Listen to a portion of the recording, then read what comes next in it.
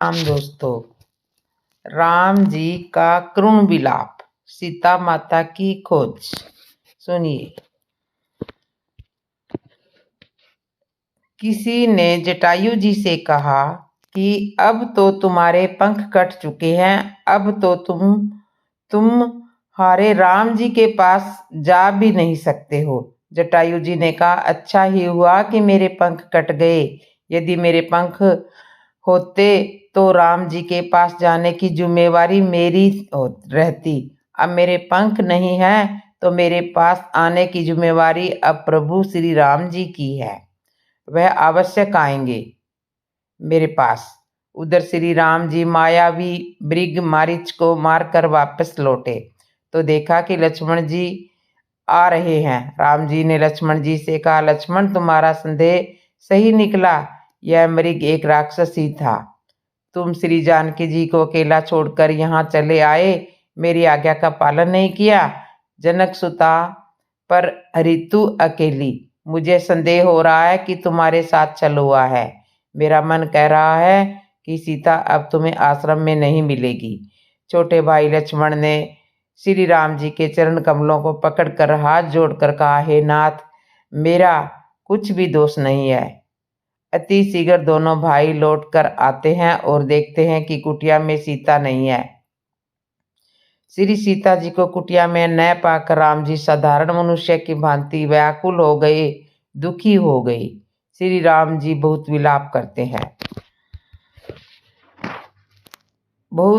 करते हैं। हाँ गुणों की खां जानकी, हाँ रूप शील व्रत और नियमों में पवित्र सीते। लक्ष्मण जी ने बहुत प्रकार से समझाया। तब श्री राम जी लताओं और वृक्षों की पत्तियों से पूछते चले कि पागलों की भांति वृक्षों से, लताओं से, पशु पक्षियों से पूछते हैं, हे पक्षियों, हे पशुओं, हे भोरों की पंक्तियों, तुमने कहीं मृग नैनी सीता को देखा है? खंजन, तोता, कबूतर, हिरण, मछली, भोरों का समूह, प्रवीण, कोयल, सबसे पूछते जाते हैं। कुंदन फली, अनार, बिजली, कमल, शरद का चंद्रमा और नागिनी, अरुण का पास, कामदेव का धनुष, हंस, गज और सिंह, ये सब आज अपनी प्रशंसा सुन रहे हैं। बेल अपनी प्रशंसा सुन रहे हैं। बेल, सुरवण और केला हर्षित हो रहे हैं। इनके मन में जरा भी शंका और संकोच नहीं रहे।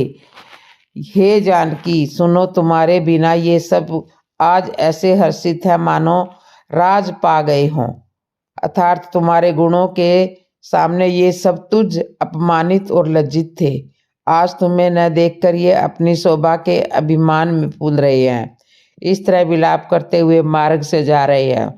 उधर पंचवटी में जो ऋषि मुनि सन्यासी थे, जिन्होंने राम जी से पत्थरों को छुआ कर नारी बनाने की भूमिका तैयार कर रखी थी, जब उन्होंने राम जी की यह दशा देखी तो वो आपस में एक दूसरे से पूछने लगे, इन्हें क्या हुआ है?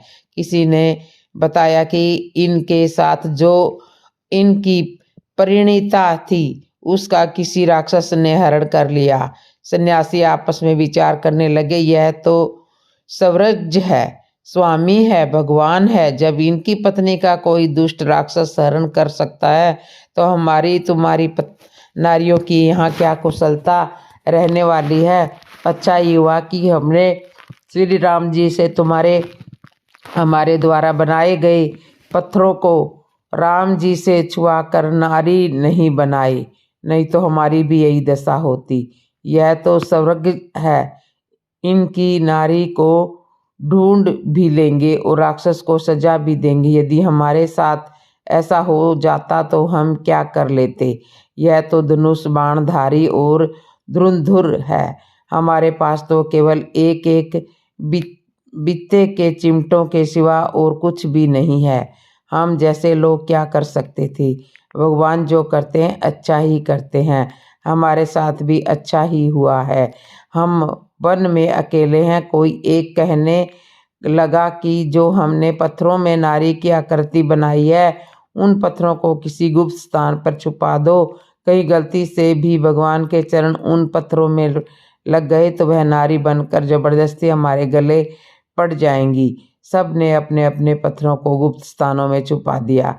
भगवान श्री राम जी ने जब यह देखा कि सन्यासियों को शिक्षा मिल चुकी है, सन्यासी धर्म की मर्यादा यथावत रह गई है, अब सन्यासियों के मन में नारी को साथ में रखने का भूत सवार उतर गया। भगवान मन ही मन प्रसन्न हुए। सीता जी का हरण करने के पीछे भी भगवान का मुख्य उद्देश्य इन साधुओं को शिक्षा देना ही था। श्री राम जी लक्ष्मण जी के साथ विलाप करते हुए वन में सीते सीते की खोज कर रहे हैं। उधर जब नारद जी ने देखा कि भगवान मेरे द्वारा श्राप दिए जाने के कारण नारी के विरह में व्याकुल है, मैंने ही इन्हें श्राप दिया था, जिनके कारण ही यह इतना कष्ट उठा रहे हैं।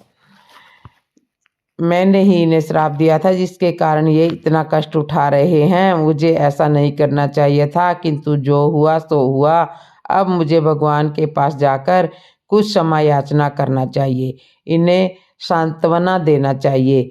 उस उद्देश्य से नारद जी भगवान जी के समक्ष गए। नारद जी जब भगवान जी के पास गए तब भगवान एक शिला पर बैठे हुए मंद मंद मुस्कुरा रहे थे। नारद जी ने भगवान को प्रणाम करते हुए कहा, प्रभु आपकी यह क्या लीला है? अभी कुछ समय पहले तो आप बहुत विलाप कर रहे थे, रो रहे थे, और अब यहाँ बैठकर आप मुस्कुरा रहे हो। मेरे कुछ समझ में नहीं आ रहा है। भगवान ने मुस्कुराते हुए कहा, नारद जी आपने जो पहले देखा था वह पर्दे के सामने का दृश्य था, स्टेज कार्यक्रम था, और अब जो देख रहे हो वह स्टेज के पीछे का कार्यक्रम है। पर्दे के पीछे का दृश्य है मेरी लीला है, मैं नर लीला कर रहा हूँ। नारद जी कहने लगे, प्रभु आप मेरे द्वारा दिए हुए श्राप के कारण इतना कष्ट उठा रहे हो। भगवान ने कहा, नहीं नारद, इसमें तुम्हारा कोई दोष नहीं है। भगवान आना यह मेरा संकल्प था, वनवास आना यह मेरा संकल्प था, और सीता हरण यह भी मेरी नरलीला का ही एक हिस्सा है। मैंने ही देवताओं को आश्वासन दिया था कि मैं वनवास में आकर राक्षसों का सर्वनाश करूंगा और तुम्हारे यज्ञ की रक्षा करूंगा। नारद जी ने कहा, प्रभु यूं तो आपके अनेक नाम हैं, किंतु मैं आपसे वरदान स्वरूप यह मांगता हूँ कि आप राम नाम सब गुणों में श्रेष्ठ हों। तो इस तरह से राम जी करुण विलाप कर रहे हैं। रावण माता सीता का हरण करके ले जा रहा था। सीता माता करुण क्रुदन कर रही थी। हाँ लक्ष्मण, तुम्हारा नहीं दोष, लक्ष्मण तुम्हारा दोष नहीं है, मैंने तुम पर क्रोध किया, उसका फल पा लिया है। श्री सीता जी रुदन कर रही है, किंतु किसी भी देवी देवता ने, मुनि ऋषि ने उनकी सहायता नहीं की। उसी दंडक वन में रह रहे गिद्धराज जटायु नामक पक्षी ने जब यह देखा कि यह तो श्री राम जी की भार्या सीता जी है, तब उन्होंने उसको पहचान लिया। अरे दुष्ट, रावण को पहचान लिया और बोला, अरे दुष्ट, ठहर जा, चोरी की भांति इस असहाय नारी को कहाँ लेकर जा रहा है। रावण ने पलट कर देखा। एक बार तो उसे लगा कि विशाल काया कैलाश पर्वत उसका पीछा कर रहा है, फिर लगा कि शायद गरुड़ पर सवार होकर स्वयं भगवान विष्णु आ रहे हैं। रावण अनुमान लगाता है कि गरुड़ तो उसके स्वामी सहित मेरे बल को जानता है, फिर क्यों मेरा पीछा कर रहा है।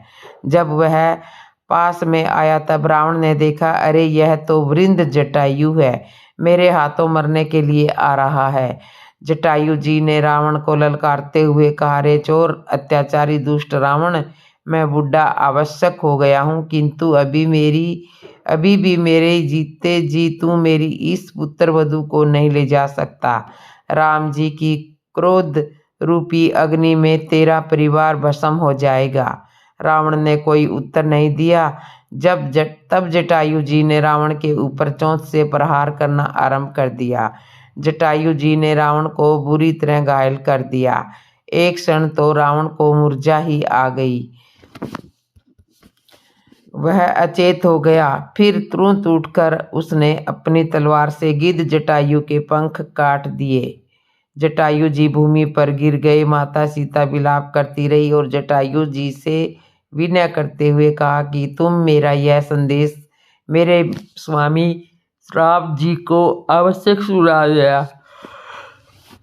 तुम मेरा यह संदेश मेरे स्वामी राम जी को आवश्यक सुना देना कि रावण उनका हरण करके ले गया है। जटायु जी जब रावण को अकेले युद्ध लड़ रहे थे तब वहाँ कोई नहीं था, और जब घायल होकर भूमि पर गिरे तब उनके पास अनेक आए। दुनिया के लोग भी बड़े विचित्र होते हैं, जब आवश्यकता होती है तब आते नहीं है, और जब वह किसी काम का नहीं रहता, जब उसका सारा काम बिगड़ जाता है, तब लोग सलाह देने के लिए आ जाते हैं। ऐसा नहीं करना चाहिए था, वैसा नहीं करना चाहिए था। जटायु जी से भी इसी तरह लोग कहने लगे।